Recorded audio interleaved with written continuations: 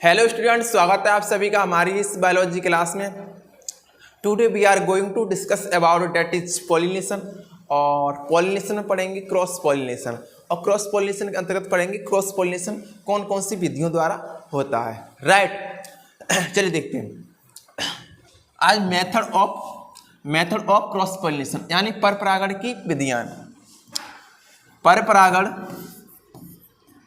परागण की कौन कौन सी विधियां होती हैं, उन सारी विधियों को हम डिस्कस करेंगे आज के इस लेक्चर में। और इनमें से एक विधि आपके एग्जाम के पॉइंट ऑफ व्यू से वेरी वेरी इंपॉर्टेंट है। आपके एग्जाम में कौन सी भी विधि आ सकती है।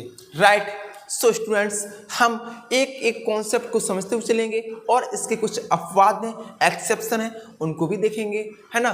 तो और डिटेल में स्टडी करेंगे। और जैसे आपका पॉलिनेशन एक विंड पॉलिनेशन होता है बेटा, यानी एयर से, कुछ जंतुओं द्वारा भी होता है जिसे जंतु पॉलिनेशन भी कहते हैं या जंतु परागण भी कहते हैं। और कुछ किससे होता है, इंसेक्ट से, उसे इंसेक्ट पॉलिनेशन भी कहते हैं। राइट, बहुत अच्छी तरीके से देखेंगे। और उससे पहले मैं बता दूं आपको, अगर आपने हमारा बायोलॉजी का बैच ज्वाइन नहीं किया है, अथवा बायोलॉजी की हमारी नोट्स नहीं लिए हैं, अथवा आपने हमारी बायोलॉजी की बुक्स नहीं ली है, तो इनमें से आप क्या करोगे। सबसे बेस्ट मैं आपको बताऊं, अगर आप हमारा बायोलॉजी का बैच परचेज कर लेते हो, बैच ज्वाइन करने के लिए आपको 63 97 54 480 5 पर आप क्या करोगे बेटा, आप व्हाट्सअप कर सकते हो। और अगर बायोलॉजी की आपको नोट्स चाहिए, ठीक है, बायोलॉजी की, तो आप इस नंबर पर व्हाट्सअप कर सकते हो, या हमारे डिस्क्रिप्शन में लिंक दिया है ऐप का, और आप वहाँ से भी डाउनलोड कर सकते हो, ठीक है। और सबसे मैं आपको बढ़िया चीज़ बताऊं, आप हमारा बैच ज्वाइन कर लीजिए, वहाँ पर आपको पूरी तरीके से पूरा कंप्लीट सिलेबस कराया जाएगा और नाम मात्र के पैसे में, और वो भी हम आपकी तैयारी कराएंगे एग्जाम तक। जब तक आपके एग्जाम नहीं होंगे तब तक मैं तैयारी बताऊं आपको कौन कौन से बोर्ड की कराता हूं। Rajasthan board, Bihar board, UP board, Uttarakhand board, Chhattisgarh, MP board और बिहार बोर्ड और झारखंड बोर्ड, इतने बोर्ड की मैं तैयारी कराता हूं अपने इस प्लेटफॉर्म पर। राइट, अगर आपको नोट्स चाहिए तो नोट्स ले सकते हो, अगर बायोलॉजी की बैच चाहिए तो बैच ले सकते हो, अगर हमारी बायोलॉजी की बुक्स चाहते हो तो आपको वीडियो के डिस्क्रिप्शन में अमेजॉन और फ्लिपकार्ट का लिंक दिया होगा, वहाँ से आप अमेजॉन और फ्लिपकार्ट से हमारी बुक परचेज कर सकते हो। और मैं आपको बताऊं, अगर आप हमारा बायोलॉजी का बैच किसी दूसरे स्टूडेंट को अगर आप परचेज कराते हो तो 99 रुपये हम आपको देते हैं। कितना? 99 रुपये देते हैं, जिससे आपकी भी इनकम सोर्स बने और आप भी अच्छी तरीके से पढ़ें और आप ज़्यादा से ज़्यादा लोगों को बताएं। राइट, तो करते हैं क्लास को start without waste of time.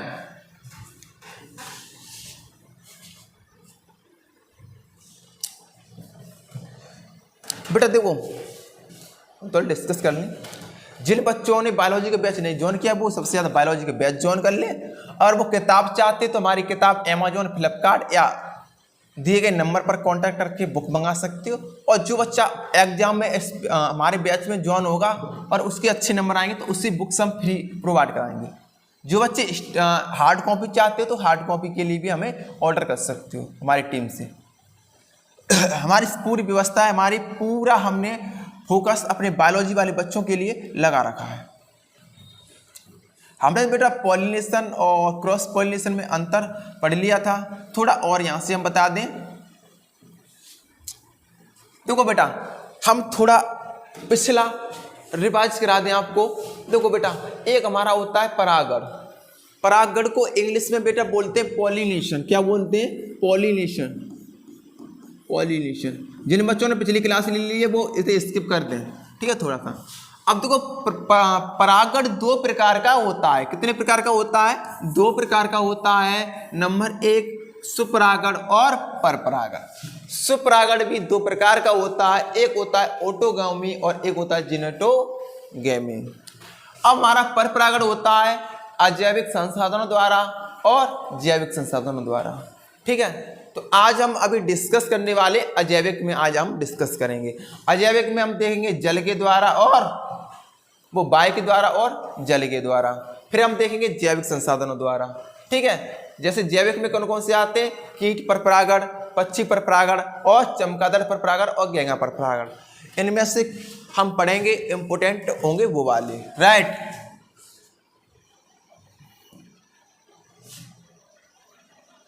यहां तक हमने पढ़ लिया था बेटा, ठीक है। अब हेडिंग लगाओ अजैविक कारक, हेडिंग लगाओ बेटा अजैविक कारक।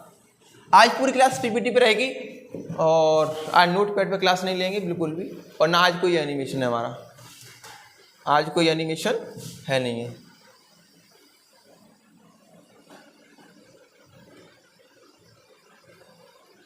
चलो स्टार्ट करते हैं। हेडिंग लगाओ अजैविक, अजैविक कारक यानी नॉन लिविंग एबायोटिक एजेंट्स। माने कहने का मतलब हमारा ये है, कौन सी ऐसे एजेंट हैं जो पोलिनेशन में हेल्प करते हैं, यानी पर परागण में हेल्प करते हैं, यानी परागकण को ले जाने में कौन सी हेल्प करते हैं।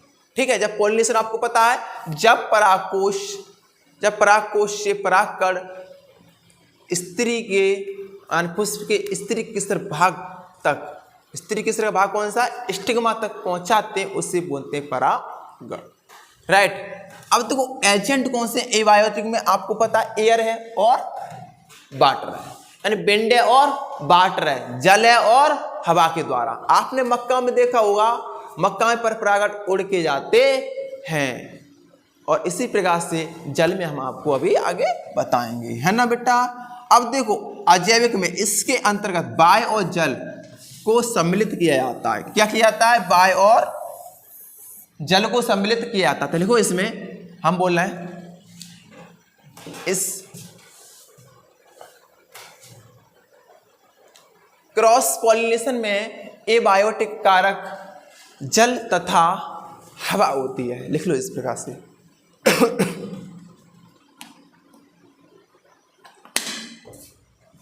लिखने बेटा,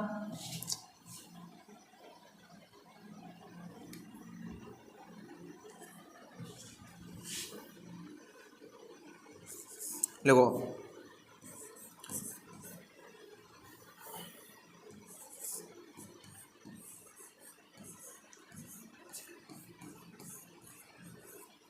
अजैविक कारक, अजैविक कारक निम्न दो प्रकार के होते हैं, निम्न दो प्रकार के होते हैं। नंबर एक, जल के द्वारा, जल के द्वारा with the help of water, और हवा के द्वारा, हवा के द्वारा। किसके द्वारा, हवा के द्वारा, यानी विंड के द्वारा और वाटर के द्वारा। तो चलिए डिस्कस करते हैं। सबसे पहले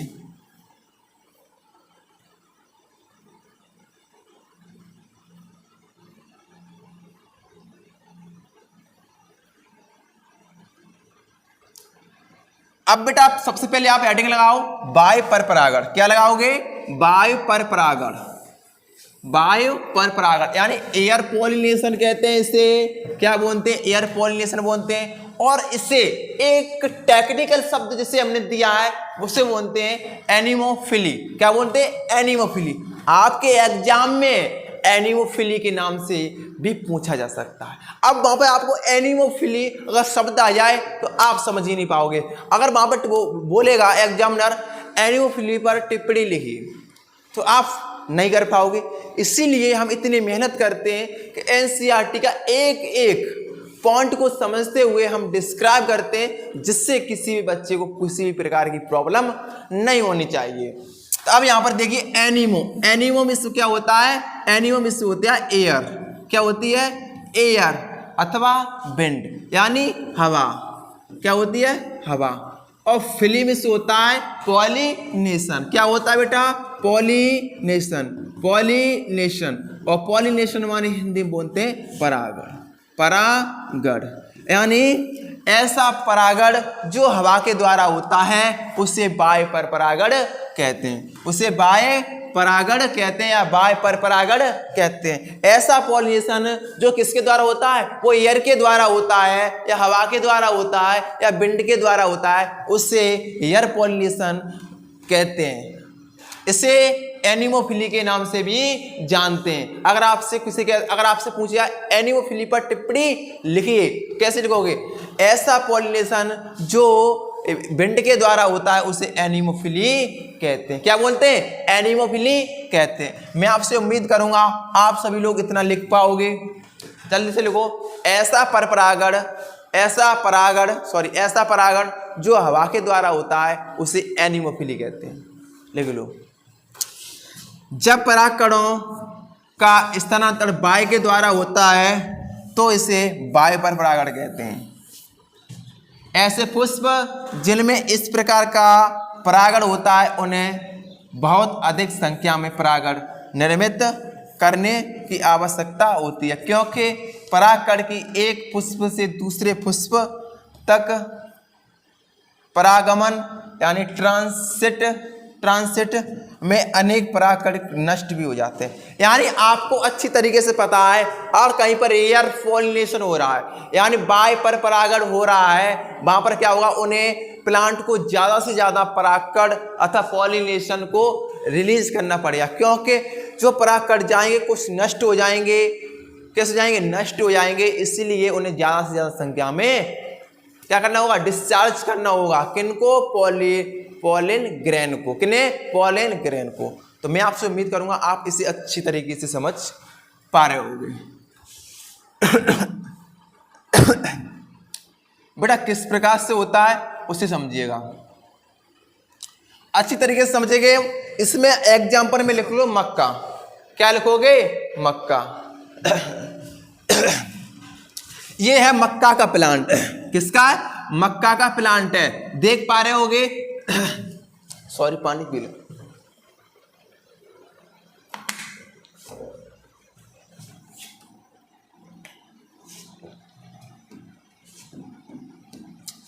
ये किसका प्लांट है? मक्का का प्लांट है।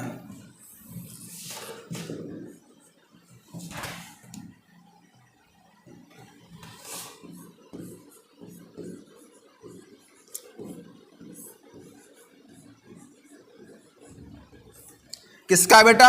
मक्का का पादप है।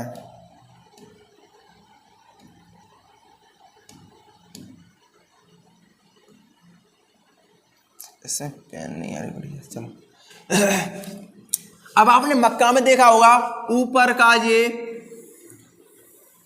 का जो पार्ट कहलाता है वो होता है मेल पार्ट। कैसा होता है? वो होता है मेल पार्ट। ऊपर वाला मक्का क्या होता है? मेल पार्ट होता है। इसे बोल दे नर भाग, कह सकते हैं। इसे लिख लो बेटा, नर जननांग या नर भाग कह दे रहे हैं हम, नर भाग। ये आपको दिख रहा है क्या? ये पत्ती है। क्या? ये पत्ती किसकी? मक्का की। इंग्लिश में बोलो है लीफ। अब ये क्या है? तना है। क्या है बेटा? तना है। तना को स्टेम कहते हैं। क्या बोलते हैं? स्टेम कहते हैं। अब ये वाला पार्ट आपको दिख रहा होगा, छोटी सी जब भुंटा निकलता है वो फीमेल पार्ट होता है, यानी मादा भाग। यहां पर क्या है? मादा भाग है। मादा भाग। Am I clear this point? Am I this clear? Right. अब देखिए एक पार्ट ये भी है फीमेल का, एक नीचे भी है। आपने मक्का में देखा एक ये रहा, तो मक्का में कहीं कहीं ऊपर दो अड़ियां भी निकलती हैं, दो भुट्टे भी निकलते हैं। इससे हम गांव की भाषा में अड़िया कहते हैं, हमारे यहाँ अड़िया कहते हैं। और आपके यहाँ पर क्या कहते हैं वो कमेंट करके हमें बताओ। हम लोग इसे भुट्टा के नाम से भी जानते हैं और हम इसे अपने गांव में अड़िया के नाम से जानते हैं, अड़िया। और आपके यहाँ पर किस नाम से जानते हैं वो प्लीज कमेंट करके जरूर बताएं, जिससे हमको और ज्यादा से ज्यादा जानकारी मिल सके। राइट, क्योंकि मैं तो उत्तर प्रदेश से हूं और आप झारखंड से भी होगे, मध्य प्रदेश से भी देख रहे होगे इस प्लेटफॉर्म पर, और उत्तराखंड से भी होगे, राजस्थान से भी होगे आप, और छत्तीसगढ़ से। जनरली बच्चे हमारे इतने राज्यों से हमारे पास बच्चे जुड़े हुए हैं। जनरली इसमें तो कुछ टीचर हमारी क्लास भी ले रहे होंगे, कम से कम 5 से 7 टीचर भी हैं इसमें क्लास ले रहे हैं अभी, ठीक है। तो ये क्या है, फीमेल भाग है, फ्लावर का हेड है। तो अब देखो ये पर परागकण क्या कैसे होते हैं, निर्मित होते हैं। परागकण कैसे होते हैं, निर्मित होते हैं। आपने देखा होगा मक्का को लेना और मक्का को लेने का इस प्रकार से हिला देना तो आपके पास परागकण आ जाएंगे। वो परागकण क्या करते हैं, यहाँ पर गिर जाते हैं। कहां पर, फीमेल भाग पर गिर जाते हैं, यानी गायनोसियम पर गिर जाते हैं। और परागकण कहां पे आते हैं, स्टिग्मा पर आ जाते हैं। अब देखो यहाँ पर कहां स्टिग्मा स्किन, आपने ध्यान से आप देखना, यहाँ पर आप ध्यान से देखना, आपने देखा होगा हेयर लाइक स्ट्रक्चर होती है।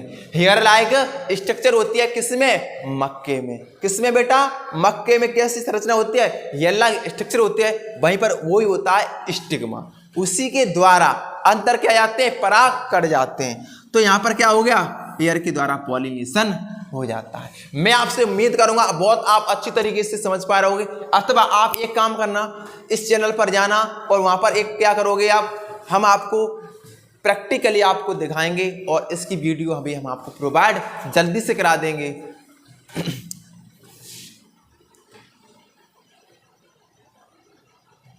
ध्यान से देखो फिर इसमें बताएं। ये है संरचना, हेयर लाइक संरचना। यहां पर परागकण आ जाते हैं और देखो परागकण इस तरीके से अंदर जाते हैं और इस तरीके से इंटर करते करते यहाँ पर सीड्स बनने लगते हैं। जितने परागकण जाएंगे उतने सीड्स बनेंगे, समझ पा रहे हो। जितने हेयर अच्छे होंगे उतने क्या होंगे, उतने सीड्स या बीज बनेंगे। देखो ये मक्का का प्लांट, ध्यान से देखो किसका है, मक्का का प्लांट है। देखो फीमेल पार्ट कैसा होता है, प्रिस्टिल। प्रिस्टिल माने स्त्री केसर, ये क्या है, स्त्री केसर है। और ये ओवरी अपनी, ठीक है। स्टाइल है, स्टाइल को बेटा क्या बोलते हैं, वर्तिका बोलते हैं।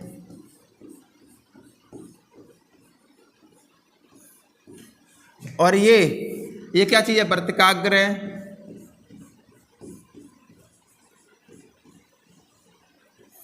और ये क्या है, अंडाशय। क्या है बेटा, अंडाशय, राइट। अब देखो फीमेल भाग ये रहा, तो ये क्या चीज है, वर्तिकाग्र। और इसके अंदर धीमे धीमे फिट होते चले जाते हैं और इस तरीके से आगे चल के क्या होता है, भुट्टे का जन्म हो जाता है, ठीक है। और ये तो लीफ है, आपको दिख रही होगी, ये लीफ है। और ये क्या है, मेल इन्फ्लुएंस टेसल है, ठीक है, यानी यहीं पर परागकण बनते हैं। देखो स्टेमन ये रही, परागकण कैसे देखोगे, इसमें से आप एक को निकाल लेना, ध्यान से देखो, इसको निकालो आप। इसमें से एक ये पीले पीले दिख रहे हैं, ये परागकण है, पोलन ग्रेन है, ये वाले पीले पीले। आप एक बार प्रैक्टिकल करना, आपके पास मक्का हो तो आप वहां पर जाके प्रैक्टिकल करना, वहां पीला सा भाग हुआ वो होता है परागकोश। ये क्या चीज है, परागकोश, परागकोश क्या है बेटा, परागकोश यानी एंथर, ठीक है। और यहीं से क्या रिलीज होते हैं, परागकण रिलीज हो जाते हैं। कहां पर, यहां पर, यहां से।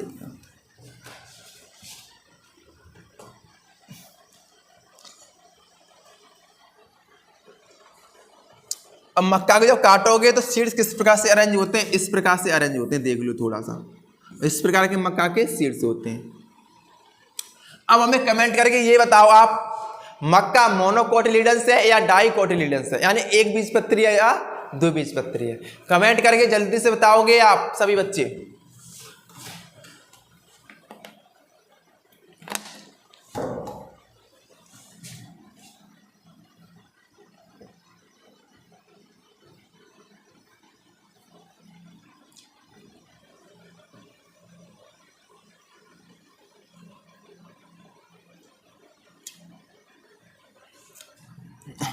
हेडिंग लगाओ, जल परागण, जल परागण या जल पर परागण, जल पर परागण,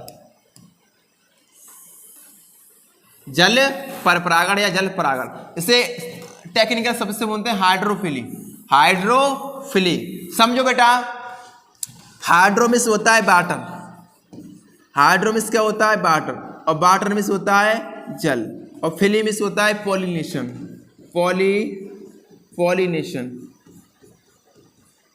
पॉलिनेशन बोलते हैं परागण।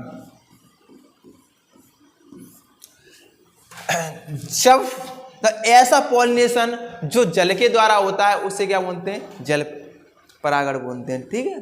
अथवा जब परागकोश से जल की सहायता से कहां पे आते हैं? वर्तिकाग्र पर पहुंचे, किसी दूसरे फ्लावर के वर्तिकाग्र पर पहुंचते हैं, उसे बोलते हैं जल परागण अथवा हाइड्रोफिली। क्या बोलो बेटा? हाइड्रोफिली कहोगे। पढ़ लो बेटा, समझ में आ रहा होगा, समझो। डेफिनेशन लिख लो। जब परागकोश से जल की सहायता से किसी दूसरे फ्लावर के स्त्री के सर्वभाग पर जैसे स्टिग्मा पर पहुंचते हैं तो उसे जल पर परागण कहते हैं। बाकी के मैंने बच्चों को नोट्स दे दिए, ठीक है बेटो। चलो, बाकी के नोट्स हमने दे दिए हैं, पढ़ लो थोड़ा सा।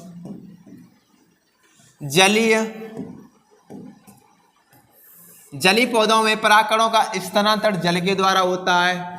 यू नो वेरी वेल, हमारे स्टूडेंट ये चीज जानते हैं, इसीलिए इसे जल पॉलिनेशन या जल परागण कहते हैं या वाटर पॉलिनेशन कहते हैं। अधिकांश जलोभिद यानी जलीय पादप पौधों में परागण के द्वारा होता है, यानी जल में जितने पौधे होते हैं उनमें पॉलिनेशन जल के द्वारा होता है। इन पौधों के नर पुष्प से परागकण जल द्वारा मादा पुष्प के वर्तिकाग्र पर स्थानांतरित होते हैं। जल परागित पौधे के पुष्प आकार में अत्यंत छोटे होते हैं। कैसे होते हैं? छोटे होते हैं। व अनाकर्षक और आकर्षक रहित होते हैं, यानी ये किसी को आकर्षित नहीं करते हैं, ठीक है। और कैसे होंगे? हल्के होंगे बहुत, जिससे वाटर पर तैरते रहें ये परागकण, राइट। देखो वाटर के द्वारा किस प्रकार से होता है, समझ पा रहे होगे वाटर के द्वारा किस प्रकार से पॉलिनेशन होता है।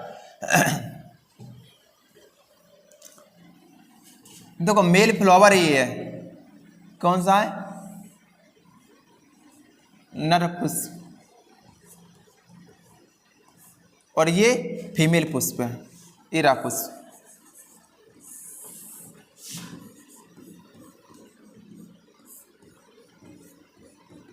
मादा पुष्प। अब परागकण देखो इससे तैरते हुए जा रहे हैं और कहां पहुंच जाएंगे? इस जहां पहुंच जाएंगे, तो ये जल पर परागण हो गया। इधर देखो दूसरा, ये क्या अपना स्टिग्मा यानी वर्तिकाग्र, वर्तिकाग्र है बेटा, और ये फीमेल फ्लावर है और एक मेल फ्लावर है। ये कैसा है? मेल फ्लावर या नर पुष्प, नर पुष्प है। तो ये परागकण कहाँ से जाएंगे? यहाँ से परागकण निकलेंगे और यहाँ पर पहुँच जाएंगे स्टिग्मा, इससे पॉलिनेशन हो जाएगा। किसमें होता है? एग्जाम्पल में लिख लो, बेलिसेरिया, बेलिसिनेरिया किसमें होता है? बेलिसिनेरिया में होता है। एग्जाम्पल में आपसे एग्जाम पूछा जाएगा, वाटर में पॉलिनेशन कुछ वाटर पॉलिनेशन होता है वो कौन से प्लांट में होता है? वाटर के द्वारा, तो बेसिलिनेरिया में होता है, बेसिलिनेरिया में होता है, ठीक है। बाकी हम नोट्स दे देंगे। अब देखो थोड़ा सा और पढ़ लें हम। जल परागित पुष्प में निम्नलिखित विशिष्ट लक्षण होते हैं, यानी जो जल में क्या जाते हैं? परागकण जाते हैं, वो उनमें कुछ स्पेसिफिक फीचर होते हैं। देखो, जल परागित पुष्प वायु परागित पुष्प की तरह छोटे, रंगीन, गंधहीन एवं मकरकंद रहित होते हैं। क्यों होते हैं ये? देखो छोटे तो होंगे, रंगीन भी होंगे, मतलब बिना रंगीन होंगे, इससे दिखे ना, और गंधहीन होंगे उसमें कोई सुगंध नहीं आती होगी। मकर कंद रहित होगा क्योंकि उसे कोई इंसेक्ट उन्हें इंसेक्ट ना खा ले, इसलिए कैसे होते हैं वो मकरंद रहित होते हैं। ठीक है। जल परागित पुष्प के परागकण बाहर में हल्के होते हैं, यानी वजन में कैसे होते हैं, बहुत ही हल्के होते हैं। जल की सतह पर तैरते रहते हैं। ये क्या करते हैं, जल की सतह पर तैरते रहते हैं और इन परागकणों के चारों ओर एक मोम का पदार्थ पाया जाता है। क्या पाया जाता है, मोम का पदार्थ पाया जाता है या आवरण पाया जाता है, जिससे जल में डूबे रहने अथवा जल की सतह पर तैरते रहने से सड़ने से बचाते हैं। जो मोम की परत होती है परागकण पे, वो क्यों होती है, क्योंकि भगवान ने इसलिए दिया है तो परागकण गल नहीं जाए। पानी में आपको पता होगा, पानी में लोग पानी में ज़्यादातर चीज़ें गल जाती हैं और वहाँ पर मोम होने के कारण मोम क्या करता है, वाटर के लिए कैसा होता है, रेजिस्टेंट होता है ना, तो इसलिए परागकण खराब नहीं होते हैं या नष्ट नहीं होते हैं। ठीक है। अब जंतु पर परागण हम कल लेकर आएंगे आपको। तब के लिए bye bye, take care, all the best. सभी बच्चे वीडियो को लाइक कर ले और कमेंट प्यारा सा छोड़ दें और अपने दोस्त को भी बताओ, जिससे हम आपको 99 रुपये प्रोवाइड हमारी टीम करेगी आपको। तो धन्यवाद, ऑल द बेस्ट, बने रहिए हमारे साथ और बच्चों करिए प्रचार। Thank you.